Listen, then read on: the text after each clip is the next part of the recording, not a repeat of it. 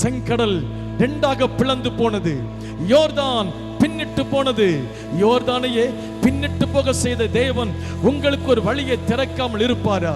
இயேசுவின் நாமத்தில் எது பிரச்சனையா இருக்கிறதோ அந்த பிரச்சனைக்கு நடுவில் உங்களுக்கான ஒரு வழியை அவர் திறப்பார். எது நெருக்கமா இருக்கோ அந்த நெருக்கத்தின் நடுவில் உங்களுக்காக ஒரு புதிய வழியை கர்த்தர் திறப்பார். நீ கலங்கி நிற்கும் பொழுது, வாழ வழி தெரியாமல் நிற்கும் பொழுது இயேசு சொல்லுவார், உனக்காக நான் வழிகளை திறக்கிறவர். இதோ நான் புதிய காரியங்களை உனக்கு நான் செய்வேன் என்று சொல்லுவார். பாதைகள் திறக்கிற ஒரு அதிசயத்தை காண்பீர்கள். சத்துருக்களின் கண்காண, மனுஷர்களின் கண்காண கர்த்தர் உங்களை மேன்மைப்படுத்துவார். எப்படி தெரியுமா? ஒரு புதிய வழியை, ஒரு புதிய கதவை கர்த்தர் உங்களுக்காக திறப்பார்.